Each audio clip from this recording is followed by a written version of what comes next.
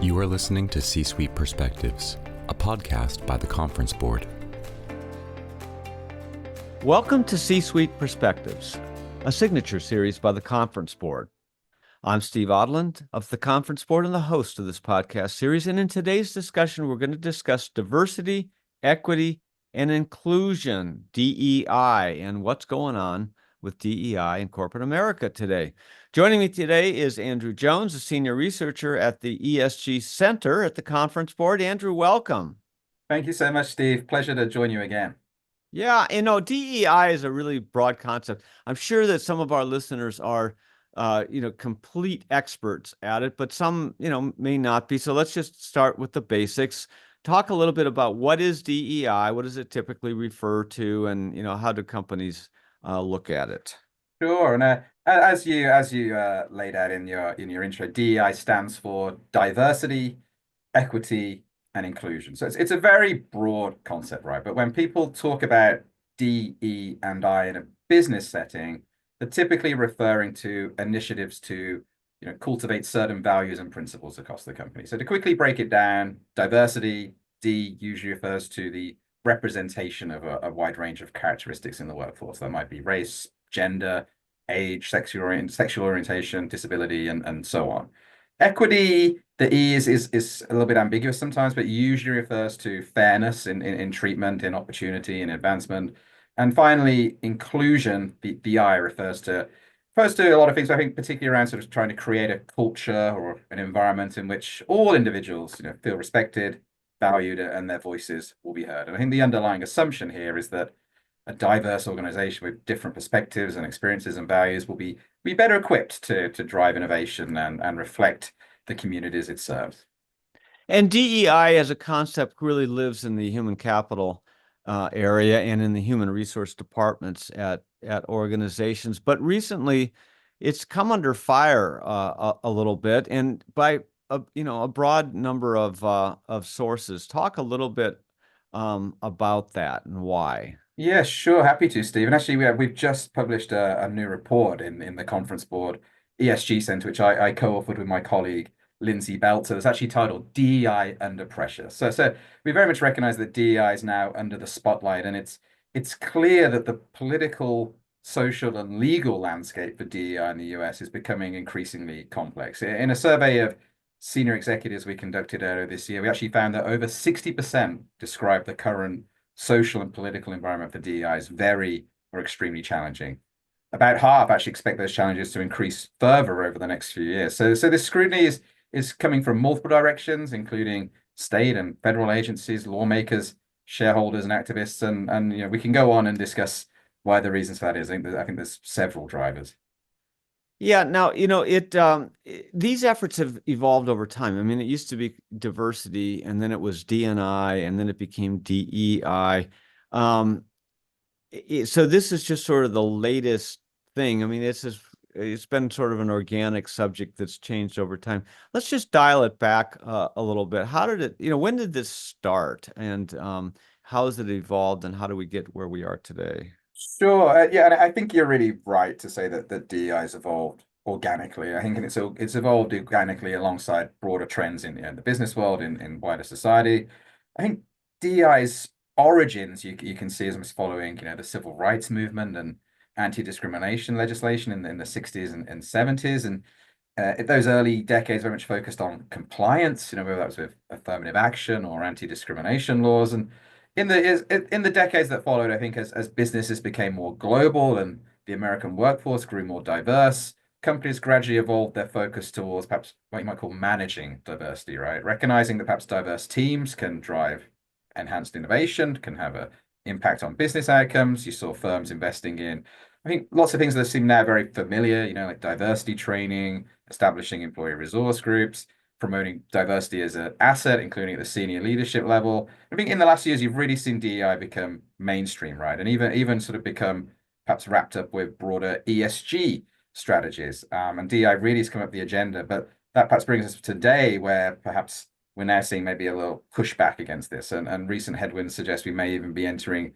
a new phase characterized by heightened pressure and heightened scrutiny. Yeah, and in your report, you talk about the 2023 Supreme Court decision as being a provocation to this backlash. Why is that?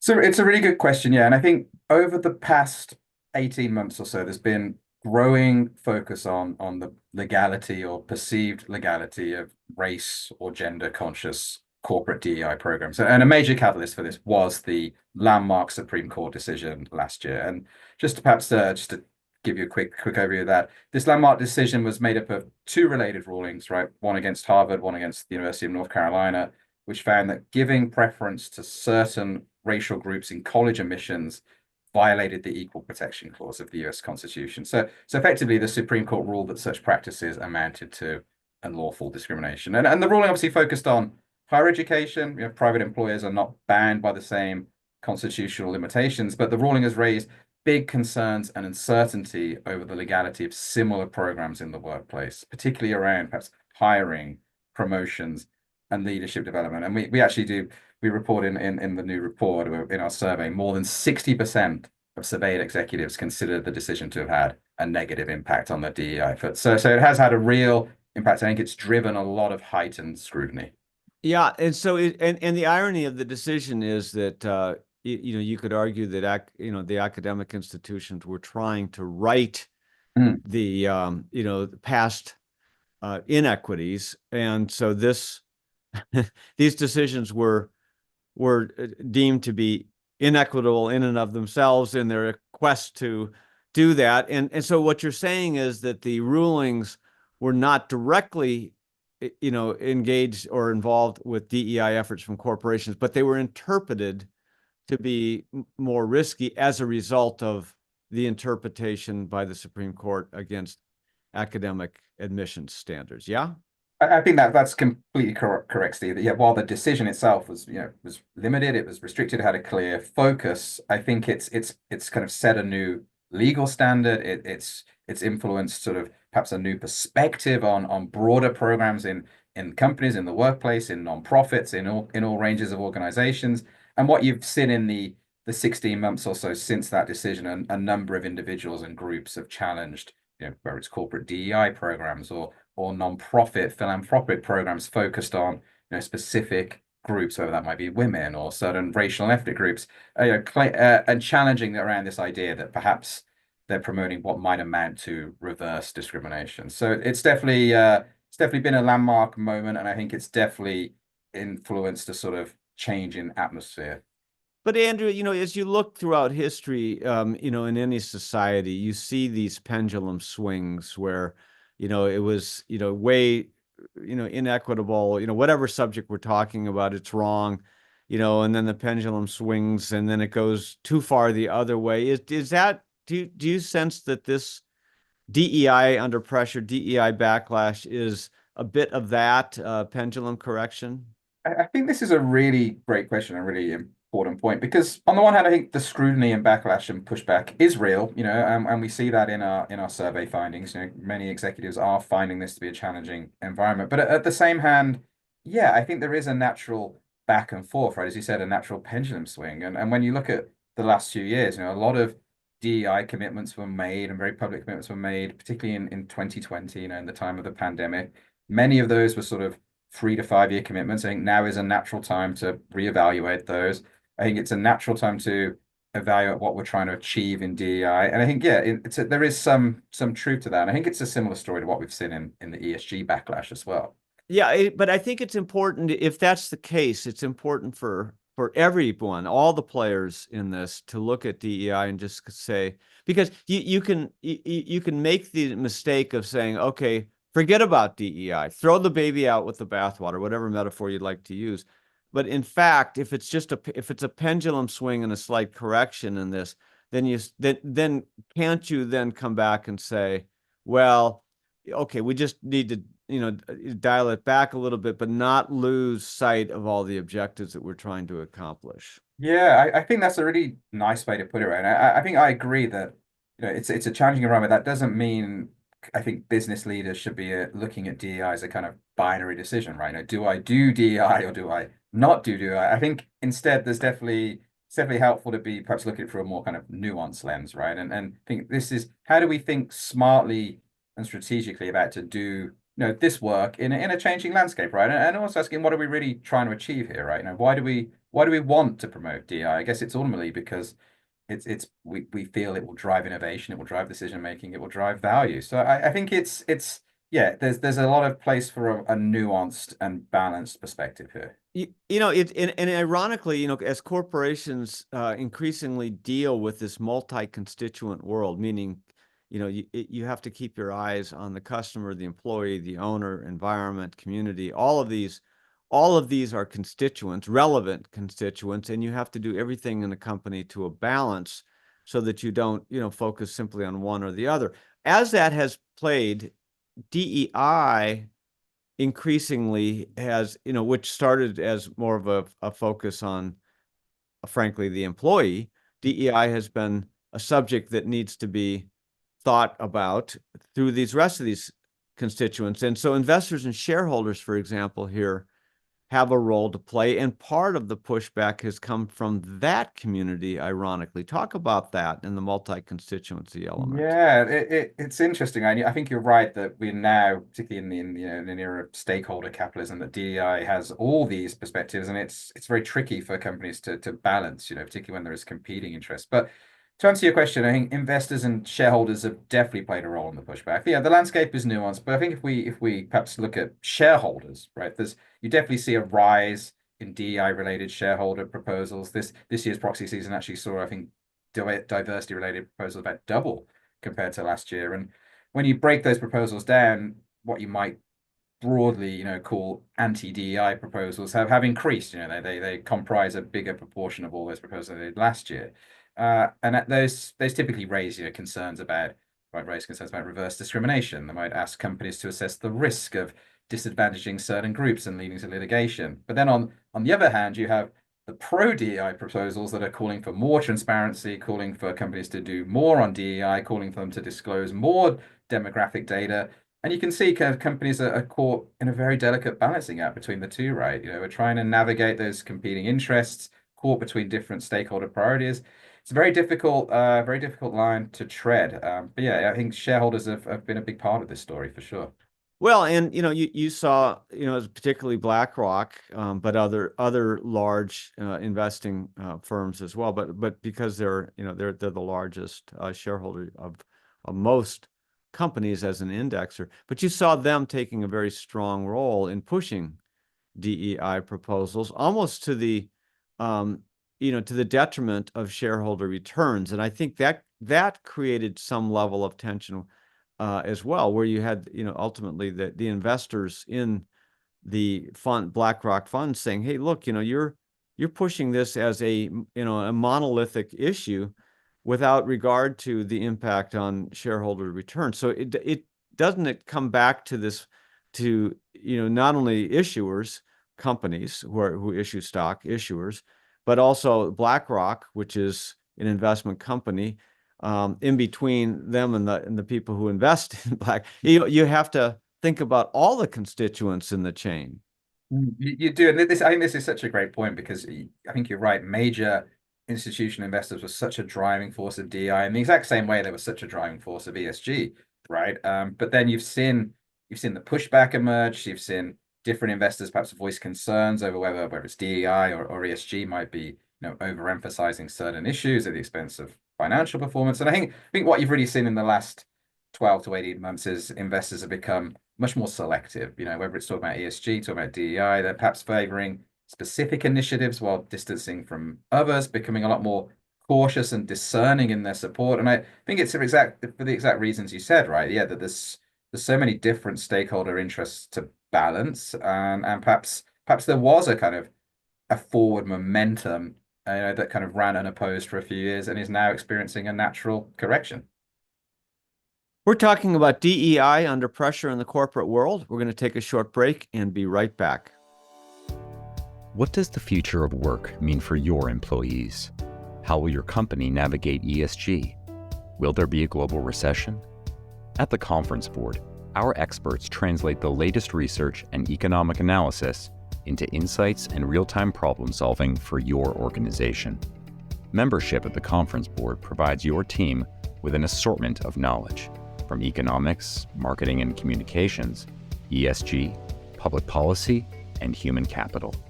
As a member, you'll have access to our center experts, member-exclusive events, data and benchmarking tools, and peer sharing that will help you understand the present and shape the future. Consider becoming a Conference Board member today by visiting www.conference-board.org. Welcome back to C-Suite Perspectives. I'm your host, Steve Odland from the Conference Board, and I'm joined by Andrew Jones, Senior Researcher in the ESG Center of the Conference Board. So, Andrew, before the break, we were talking about, this multi-constituency world and, how to do this. Isn't this a little bit analogous to another subject area we've talked about, which is greenwashing and, people wanting to do the right environmental things and then really overstating it, and then the green funds, charge so much in fees that they underperform. And so you had a little backlash there on that. This is it's not the same, but it's similar in that these are social issues or, societal issues and, seeking the right balance. I agree. I think you're right to say it's not quite the same. Obviously, there's differences, there's distinctions, there's a lot of complexities and nuance. But I think you're fundamentally right. I think there is a lot of similarities here, where particularly in the last few years, there was a real, as I was saying before the break, a real momentum towards perhaps a lot of companies taking stands on social issues, environmental issues, politically and culturally sensitive issues, and I think racial equality and gender equality was definitely part of that discussion. And often with the best of intentions, perhaps making great public commitments, but not always fully plotting out how those might be implemented in practice, not always fully considering all different stakeholder perspectives and priorities. And I think naturally in more recent times, we've seen maybe a bit of a correction there. So what are companies doing? So how do you adapt now? And how do we advise our members to adapt to this changing world? I mean, everybody was kind of running full bore to implement, the maximum, the nth degree on these initiatives. Are we recommending in your paper to completely back away, or is there a moderate place for this? I would say not at all backing away, and actually our survey data actually shows that the vast majority of companies are maintaining the course in terms of their DEI resources and commitments, even if they are adapting them and repositioning them. I think what we're actually seeing, particularly in the workplace, is a strategic recalibration, right? I think there's many things that companies can do in practice to both, I think, enhance the effectiveness of their efforts and also protect them and mitigate the pushback that's out there. And I think the first obvious one is legal and compliance adjustments, right? And I think in the wake of legal challenges, companies are revising and revisiting their DEI policies, particularly to ensure compliance with anti-discrimination laws. So that might involve shifting away from practices that could be perceived as discriminatory, and whether that's by having explicit quotas, for hiring or promotion, and instead focusing on creating equitable opportunities for all employees, right? So perhaps adopting neutral, merit-based criteria centered on skills, qualifications, and experience instead of, racial or gender background. I think hand in hand with that is definitely a sharpening of the focus on business value as well. So really emphasizing the measurable benefits of diversity, whether that's innovation, decision-making, risk management, and in doing so, appealing to a much wider range of stakeholders, including those who might be skeptical of DEI. So there's obviously the workplace adjustments that you're describing, which is, okay, let's make sure we're treading in a very, a very legal and defensible place. But beyond the workplace, people are thinking about DEI as it relates to their products or services or offering. What is the relationship of DEI changes to those areas? So I think this is a great question, because I think despite the ongoing scrutiny, DEI, or however you want to term it, does offer significant opportunities for innovation in product development and marketing. And to give you a tangible example, and the report actually cites several examples, in the pharmaceutical industry, companies like Thermo Fisher Scientific and Moderna have integrated diversity into their clinical trials, right? And that stems from a recognition that these trials perhaps in the past might have underrepresented certain groups and therefore led to treatments that were less effective for those groups. So to address this, they've partnered with community health clinics, healthcare providers to actually ensure that the trials reflect the broader population and have resulted in more inclusive treatments and increased trust from those communities. So I think the point there being that strategic DEI-informed innovation can actually open up new markets. It can open up new customer segments, right? So I think there is a really valuable place here for DEI, or at least certain DEI principles to drive innovation. And I think, yeah, I think on top of that too, I think DEI also can play a really important role in marketing, right? So whether that's drawing on diverse perspectives from employees or consumers to really tailor to different segments and enable more innovative strategies. But I think it's really important here because to do this does require a deep understanding of the core customer base and the broader context. And we have seen, some missteps in recent years where companies have tried to perhaps appeal to younger progressive consumers, but in doing so, perhaps alienated their traditional base. So I think the key takeaway here is that yes, DEI can drive innovation, it can drive business benefits, but companies do need to, tread carefully, particularly when it's in socially or politically sensitive areas that can lead to backlash or financial consequences. Yeah, and an example of this is the most recent campaign on Bud Light, where they used a highly diverse character as a spokesperson and alien. I think what I hear you saying is that you have to, instead of just chasing something for the sake of chasing it, you really need to use some common sense and keep some balance and make sure that you're in the process of trying to be inclusive. You're not excluding groups as well. And so it comes back to thinking about, the 360 approach to your constituency, right? I agree, and I think yeah, the Bud Light boycott is so fascinating because I think the goal there was quite clear, right? To appeal to a younger, more progressive audience that valued company stances on social issues while expanding beyond the traditional demographic. But in doing so, perhaps didn't fully recognize kind of the disconnect with the values of its traditional customer base. And I think companies going forward have to be careful here, right? They have to be careful and ensure that campaigns, particularly those that might have sensitive issues, do need to be executed with precision, and don't alienate those key stakeholders in the process. So definitely a lot of lessons and learnings that came out of these campaigns, I think. But it's good, because I think as society tries to find the right balance, companies are going to make mistakes, and everybody needs to learn from each other, and we all need to give each other a little space in this, and a little trust, and there should be goodwill built up between companies and their customers and the consumers. So, to me, it's just part of the learning process, as society evolves.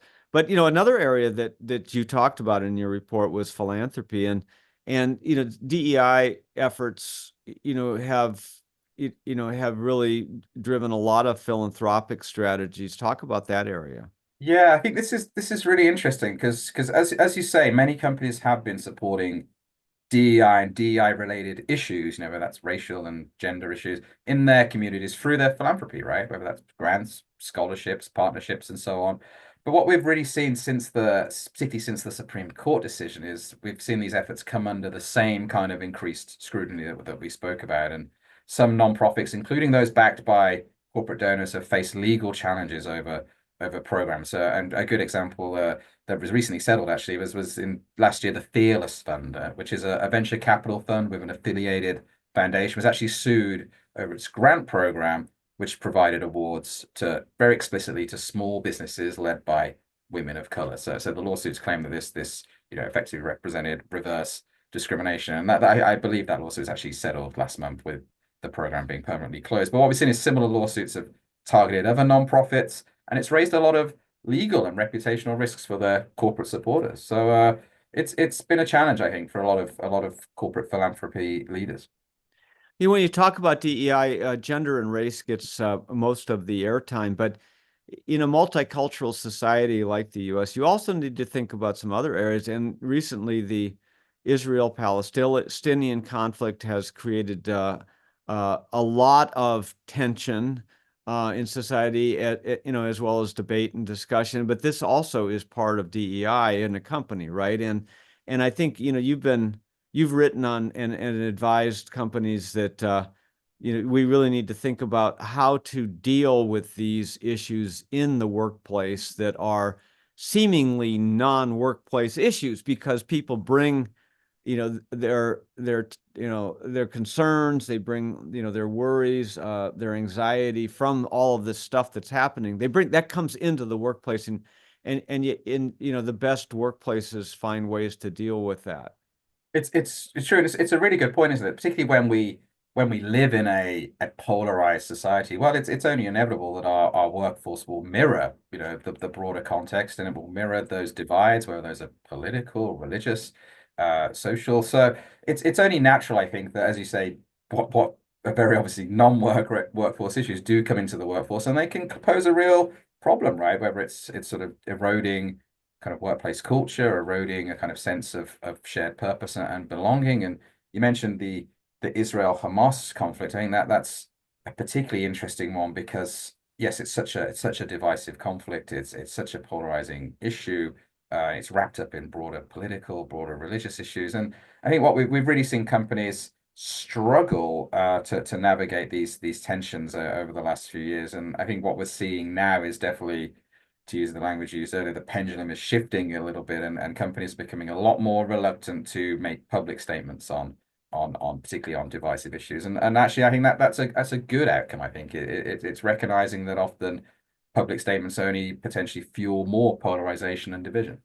Yeah, and our Human Capital Center has written a lot about this as well, that the best way to do it is best practices for corporations not to take a stance publicly or privately, but to in fact provide forums for employees to at least discuss these issues, and to to help work through the anxiety and so and to have those be curated by the proper well-trained people. So it's another thing to think about. It's all a little off topic for this, but it's all interrelated here. Another thing that your report talks about, which I really like, is this whole collaboration with peers to help manage these issues, and coalition building. Talk about that for a moment. Yeah, it's an interesting point, isn't it? Because I think historically you might have seen that DEI and sort of workforce related issues are perhaps not seen as areas where companies naturally collaborate, right? Particularly given the tight labor market and the ongoing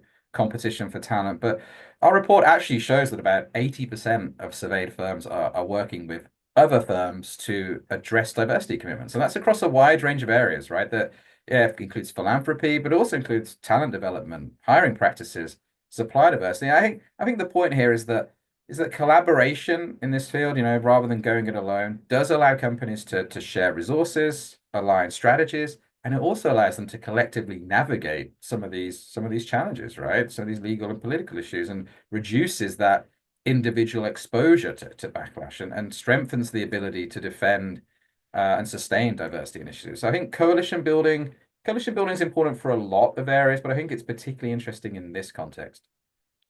The last thing, final thing, we could talk all day on this, but the final thing is terminology. And so you're seeing people run away from using the terms DEI. Is that a good idea, or what are you recommending?